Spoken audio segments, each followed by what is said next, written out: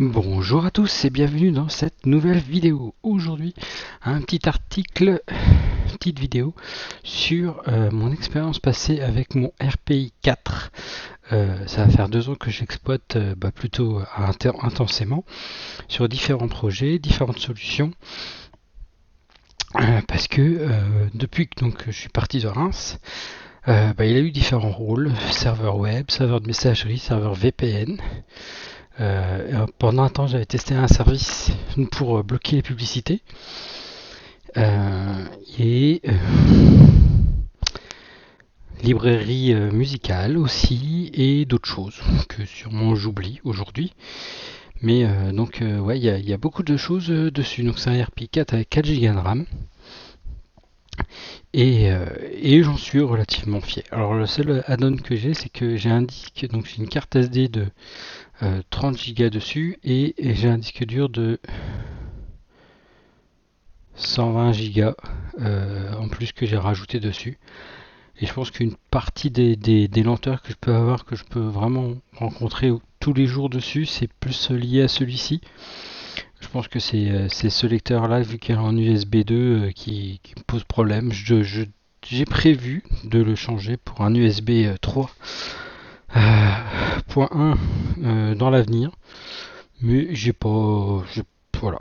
Pour l'instant, c'est pas un point gênant, parce que c'est vraiment que le stockage des emails qui est sur l'autre disque dur, sur le disque dur de 120 Go, et quelques fichiers qui sont sauvegardés dessus, mais rien lié à l'exploitation. Donc ouais, dessus, j'ai le Docker qui fonctionne avec 9 VM, si je dis pas de bêtises. On va regarder ça tout de suite après. Et dessus, j'ai 5 sites web. J'ai le service qui sert Caddy, que je vous ai présenté précédemment dans mon site sur le blog, pour faire la partie web et génération de certificats SSL et tout, automatisé, donc en version Caddy 2. Mon serveur de mail, mon webmail, et puis aujourd'hui plus d'autres choses. Il me sert aussi de VPN interne, c'est-à-dire qu'en fin de compte, c'est un VPN qui me permet de me connecter au réseau de la maison depuis l'extérieur, donc depuis mon téléphone ou un autre PC. Donc ça me permet d'accéder aux fichiers qui sont sur mon Sino à distance, pour lire des films quand je suis en promenade, ou accéder à des fichiers en promenade et tout ça, en vacances. Et aussi d'accéder aux fichiers qui sont stockés sur le Sino, pour pouvoir travailler ou autre. C'est assez sympathique. Et aussi accéder à la machine, au bureau à distance que vous voyez là. Je peux y accéder aussi par rapport avec le VPN. Donc c'est comme ça, c'est pas ouvert sur internet, c'est juste accessible au niveau du VPN. C'est très pratique.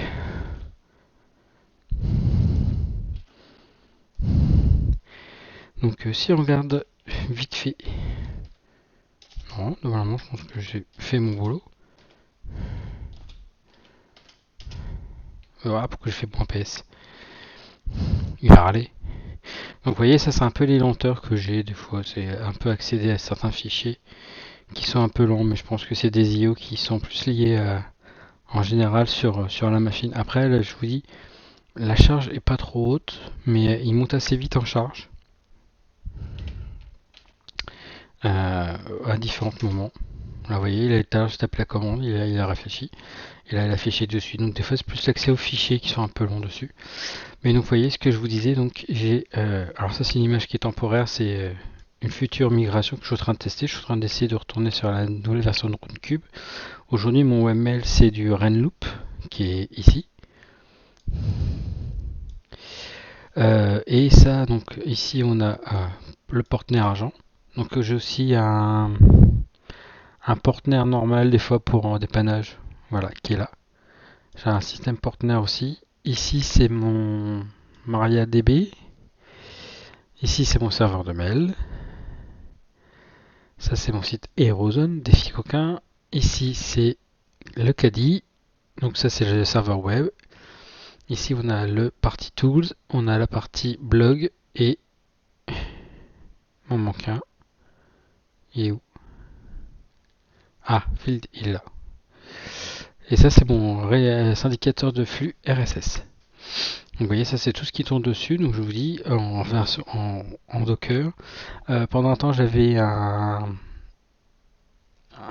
outil dont j'avais parlé sur le site pour enlever les pubs. Alors attendez, il faut que je retrouve ça. Non, ça c'est le VPN. Voilà. Non, ça c'était un autre projet que j'avais essayé. C'était faire une passerelle.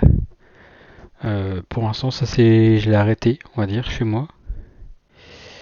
Je sais plus comment on fait bloquer les pubs.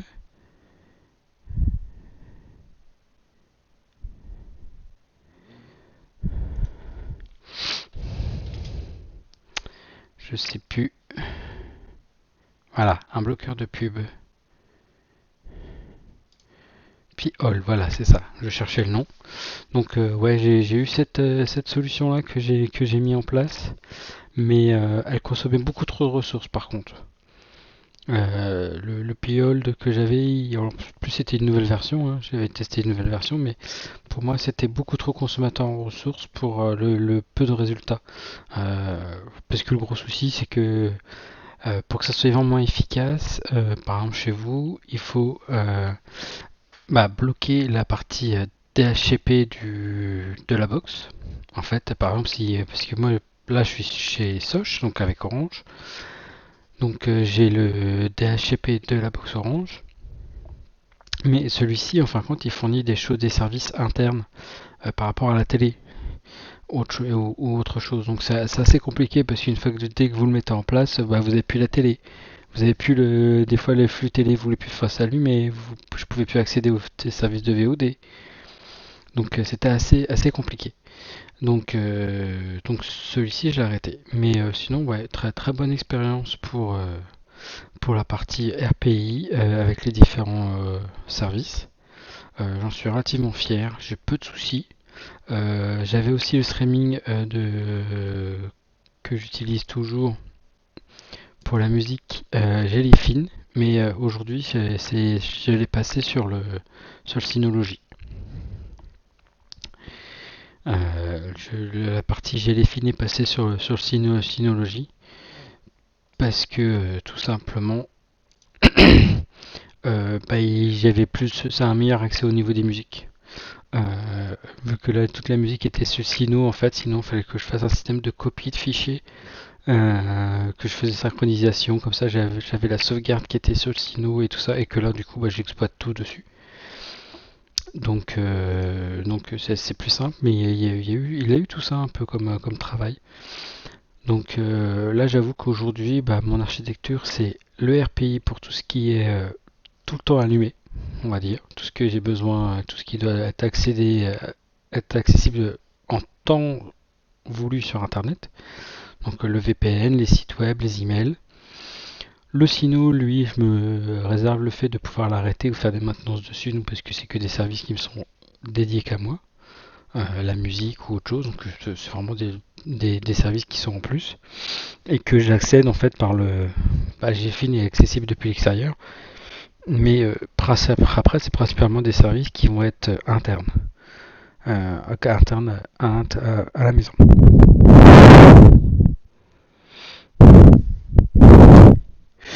Voilà ce que je voulais dire pour les petites nouvelles par rapport à mon expérience sur RPI. Alors bien sûr, je sais que voilà, il y a RPI 5 qui sont sortis il y a peu de temps. J'ai regardé 2-3 vidéos, mais malheureusement, j'ai pas encore réussi à mettre la main sur un RPI 5 pour vraiment voir la différence. Donc ouais, c'est voilà, je peux pas me dire là-dessus. Après, si vous voulez vraiment avoir des vidéos de quelqu'un qui fait tester beaucoup de choses sur les RPI, il faut que je retrouve, c'est là. C'est une chaîne YouTube qui s'appelle l'SPI Vidéo et il teste beaucoup de choses sur les RPI 5. Donc si ça vous intéresse, si j'ai des RPI 5, je vous invite à aller voir sa chaîne, tout simplement. Ça sera beaucoup plus rapide. Il y a vraiment beaucoup de vidéos sur le sujet. Donc c'est pareil, c'est une chaîne que je vous invite à regarder, parce que pareil, dans le passé, elle fait beaucoup de sujets aussi sur les RPI, sur d'autres cartes RPI, si ça vous intéresse de tester d'autres choses. Il a vraiment testé différentes choses, donc ça peut être très intéressant. Bon, après, bien sûr, il faut comprendre l'anglais, mais si vous comprenez l'anglais, ça peut être plus qu'intéressant. Donc voilà, j'ai fini mon petit tour des RPI par rapport à RPI. Je voulais faire vraiment une petite vidéo rapide sur le sujet. Si vous avez des questions sur mon installation, je vous invite à mettre un commentaire. Et moi, je vous dis à bientôt.